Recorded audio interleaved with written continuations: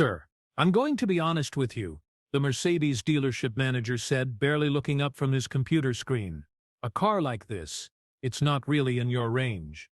Maybe try the used lot down the street. Marcus Williams stood there in his casual Saturday clothes, holding the keys to his paid-off Lexus, wondering if this man really just denied him a test drive for a $90,000 AMG based solely on his appearance. The manager had no idea that Marcus had just been assigned to investigate this exact dealership for a multi-million-dollar tax fraud scheme, and in exactly 24 hours, he wouldn't be coming back as a customer. He'd be coming with a federal warrant, 3 forensic accountants, and the power to freeze every asset they owned. Premier Motors of Arlington stood like a glass and chrome monument to luxury, its showroom windows displaying the latest Mercedes-Benz models like jewelry in a case. The afternoon sun reflected off the polished hoods of cars that cost more than most people's houses. Marcus Williams had driven past this dealership dozens of times during his investigation, but today was his first time walking through the doors as a customer, rather than as IRS Criminal Investigation Special Agent Williams. He dressed deliberately casual for this visit: jeans, a polo shirt, and sneakers. Nothing that screamed federal agent. Nothing that suggested he had 2 master's degrees, 15 years of experience tracking financial crimes, and the authority to dismantle million-dollar fraud operations. He wanted to see how they operated when they thought no one important was watching. The showroom smelled of leather and that new car scent they probably pumped through the vents. A young white couple was being enthusiastically shown around a white S-Class by a salesman who couldn't stop smiling. Another salesman was handing keys to a middle-aged white man for a test drive. No questions asked. But when Marcus approached the reception desk, the energy shifted immediately. The receptionist, a blonde woman in her 30s, looked up from her magazine with barely concealed annoyance. "Can I help you?" she asked, her tone suggesting she'd rather do anything else. "I'd like to test drive the AMG GT, Marcus said politely. "The black one in the showroom." She looked him up and down, her skepticism obvious. "That's a very expensive vehicle, sir. Do you have an appointment?" "I didn't realize I needed an appointment for a test drive," Marcus replied, keeping his voice neutral. He'd been investigating this dealership for 8 months. He knew they didn't require appointment. He'd seen their internal emails joking about their selective appointment policy, code for screening out customers they deemed undesirable. "Let me get a manager," she said, picking up the phone. "Mr. Davidson, there's someone here asking about the AMG." She lowered her voice, but Marcus heard her whisper, "No, he doesn't look serious." Richard Davidson emerged from his glass-walled office like a man preparing for battle. He was everything Marcus expected: mid-50s, expensive suit, fake tan, and a smile that didn't reach his eyes. Davidson had been laundering money through this dealership for 3 years, inflating car prices, creating fake sales, and hiding millions in offshore accounts. But right now, he was just another racist assuming a black man couldn't afford his cars. "Sir, I'm going to be honest with you," Davidson said, barely looking up from his computer screen. "A car like this, it's not really in your range. Maybe try the used lot down the street." Marcus felt his jaw tighten, but he maintained his composure. This wasn't about his ego. This was about building a case.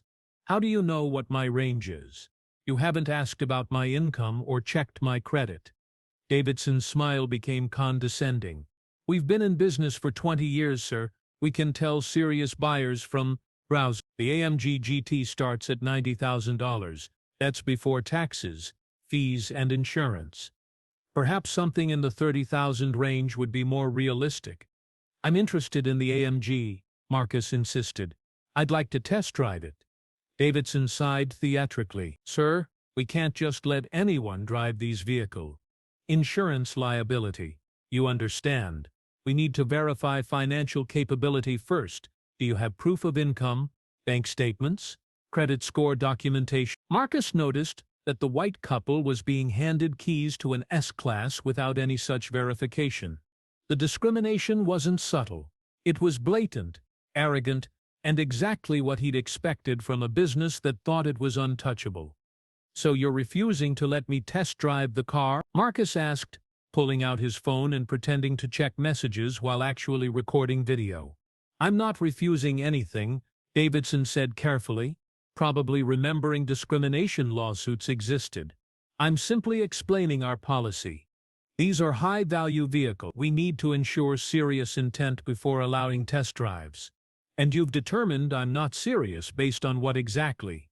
Marcus asked. Davidson's mask slipped for a moment, irritation flashing across his face. "Sir, I don't think this is the right dealership for you. There are plenty of other options in the area that might be more suitable." Marcus smiled and pulled out his wallet. For a moment, Davidson's eyes lit up, probably thinking he was about to see a credit card. Instead, Marcus pulled out a business card, not his federal one, but a simple white card with just his name and a phone number. He'd had them made specifically for undercover work. "You're right," Marcus said, placing the card on Davidson's desk. "This isn't the right dealership for me, but I'll be back tomorrow. You might want to have your paperwork in order." Davidson laughed, a harsh sound that echoed through the showroom. "Is that some kind of threat? What are you going to do? Write a bad Yelp review?" "Something like that," Marcus said quietly. He turned to leave, then paused. "By the way, that couple you just gave keys to? They've been here 4 times this week. Same couple, different names each time. Might want to check your sales records." Davidson's face went pale. The couple was part of his money laundering operation. Fake buyers used to inflate sales numbers and wash dirty money. But how could this random customer know that? Marcus walked out slowly, noting every camera angle, every exit, every employee. Tomorrow, when he returned with his team, he wanted no surprises. As he reached his Lexus, he made a call to his supervisor. "How did it go?" Special Agent in charge Patricia Chen asked. "They took the bait," Marcus replied. "Full discrimination. Recorded everything. And Davidson's definitely our guy. He's getting sloppy, running fake buyers in broad daylight." "Good. The warrant's been signed. We move tomorrow morning, Euro 800 hours. Full team, asset seizure units, and forensic accountants. This is going to be big, Marcus." Marcus sat in his car for a moment, looking back at the dealership. Through the glass, he could see Davidson laughing with his sales team, probably mocking the black man who thought he could afford their cars. They had no idea what was coming. That night, Marcus reviewed the case file one more time. Premier Motors had reported $50 million in sales over the past 3 years, but their bank deposits showed $75 million. The extra $25 million came from drug money, filtered through fake car sales and phantom customers. Davidson and his team had created an elaborate system of shell companies, offshore accounts, and falsified records. They thought they were untouchable, protected by expensive lawyers and political connections. But they'd made one crucial mistake. They'd gotten greedy and sloppy. And worse, they'd become so arrogant they couldn't imagine someone like Marcus could bring them down. The next morning came gray and drizzly, perfect weather for what was about to happen. Marcus arrived at the federal building at 0600 hours, his casual clothes replaced by a dark suit with his badge and gun visible. 12 other agents were gathered in the briefing room, along with 3 forensic accountants and 2 asset forfeiture specialists. "Listen up," Patricia Chen announced. "We're hitting Premier Motors at exactly. We have warrants for all records, all computers, and all assets. This is a 3-year investigation coming to a head. Marcus will lead the entry team." Marcus stood up, addressing his team. "Richard Davidson is the primary target. He's arrogant, but not stupid. He might try to destroy evidence, so we move fast. Tech team, I want every computer seized before they can delete anything. Forensics, focus on the sales records. We know they've been creating fake transactions, and we need that paper trail." "What about the cars?" Agent Rodriguez asked. "Every vehicle on that lot is subject to seizure," Marcus replied. "If it was purchased with laundered money, it's ours. Have the flatbeds ready." At exactly 0800, a convoy of black federal vehicles pulled into Premier Motors' parking lot. Marcus was the first one through the door, his badge held high. The same receptionist who dismissed him yesterday nearly fell off her chair. "IRS criminal investigation," Marcus announced loudly. "Everyone stop what you're doing and step away from your computers. This business is under federal investigation." Davidson came running out of his office, his face red with anger that quickly turned to recognition and then terror when he saw Marcus. You were here yesterday." "That's right," Marcus said, walking past the AMG GT he'd been denied access to. "I told you I'd be back. Special Agent Marcus Williams, IRS Criminal Investigation. Mr. Davidson, you're under arrest for tax evasion, money laundering, and conspiracy to defraud the United States government." "This is ridiculous," Davidson shouted. "I want my lawyer." "You'll get your phone call," Marcus said as Agent Rodriguez cuffed him. "But first, let's talk about those fake sales. The ones where the same couple comes in with different identities? We've been watching for months. Every transaction, every deposit, every offshore transfer." The color drained from Davidson's face completely. Behind him, his sales team stood frozen, watching their boss being led away in handcuffs. The young salesman who'd been so eager with the white couple yesterday was now crying, realizing he was likely going to prison too. Marcus walked over to the receptionist, who was trembling. "Remember yesterday when you whispered that I didn't look serious? You were right. I wasn't a serious customer. I was seriously investigating your boss for federal crimes." The forensic team had already begun loading computers into evidence boxes. Every filing cabinet was being emptied, every document photographed and catalogued. Outside, flatbed trucks were arriving to seize the luxury cars, each one potentially purchased with dirty money. The scene inside Premier Motors had turned into organized chaos.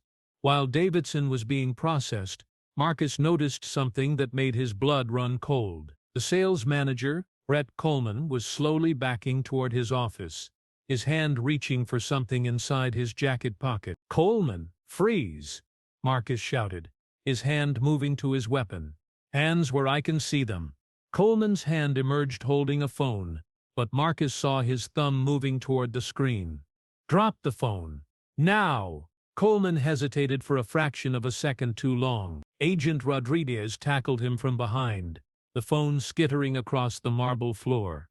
Marcus picked it up and saw a partially typed message. "Fed raid. Burn everything at Warehouse B." "We've got a second location," Marcus announced to his team. "Rodriguez, take Coleman into custody. Chen, we need another team at..."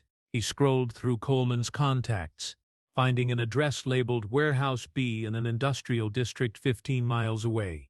Patricia Chen was already on her radio, coordinating with the second unit. Within minutes, another team of federal agents was racing toward the warehouse.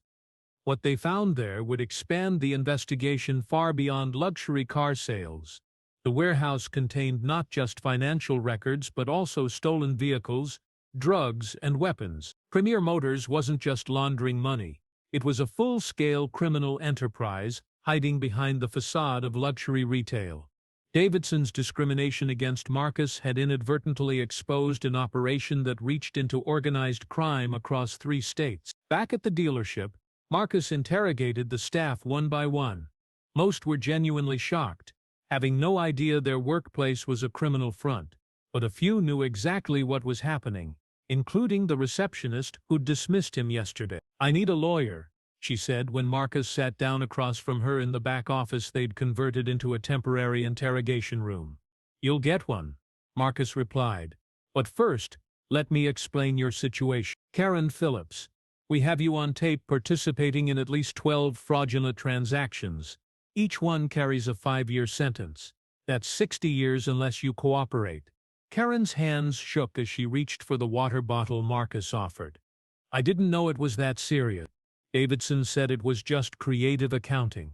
"Creative accounting doesn't require fake IDs and shell companies," Marcus said, laying out photocopies of forged documents with her signature. "You knew exactly what you were doing. The question is whether you want to help us or go down with Davidson." She broke down crying, mascara running down her cheeks. "He threatened me. Said if I didn't help, he'd make sure I never worked in this town again. He has connections everywhere. The mayor's office, the police, even some judges." Marcus leaned forward. "Names. I need names." Over the next 4 hours, Karen revealed a web of corruption that stretched throughout Arlington's business and political community. Davidson had been paying bribes, blackmailing officials, and building a network of criminal influence for over a decade. The luxury dealership was just the tip of the iceberg. As Davidson was being led to the federal vehicle, he turned back to Marcus. "You set me up. You came in here yesterday to entrap me." Marcus shook his head. "I came in yesterday to buy a car. You decided I couldn't afford it based on my skin color. The discrimination was just a bonus charge on top of the $15 million in tax fraud." $15 million. Davidson's lawyer, who had just arrived, went pale. "Oh, did he not tell you?" Marcus asked. "Your client has been washing drug money through fake car sales for 3 years. We have every email, every transaction, every offshore account. He's looking at 25 to life." The local news had arrived. Cameras rolling as federal agents carried box after box of evidence out of the building. The headline would be brutal: "Luxury dealership raided by IRS owner arrested for money laundering." But what made it worse for Davidson was the subplot that emerged: that he'd discriminated against the very agent who was investigating him. Inside the showroom, Marcus stood next to the black AMG GT. Agent Chen walked up beside him. "You want to take it for a test drive now? It's technically federal property until the asset forfeiture is complete." Marcus laughed. "No thanks. I've got a perfectly good Lexus. Besides, this was never about the car. What was it about then?" Marcus looked around the showroom, now swarming with federal agents. Davidson thought he was untouchable because he had money and connections. He thought he could look at someone like me and determine my worth based on my appearance. But that arrogance made him sloppy. He was so busy judging who belonged in his showroom that he didn't notice we were documenting every crime he committed.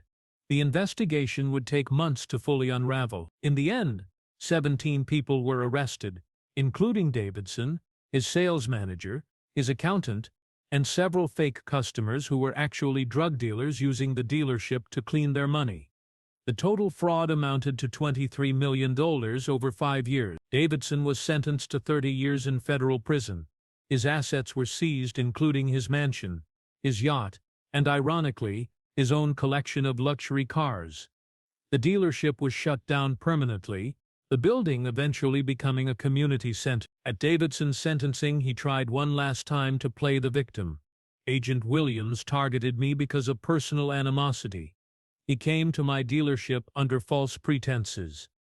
The judge, an elderly black woman named Patricia Harrison, looked down at him over her glasses.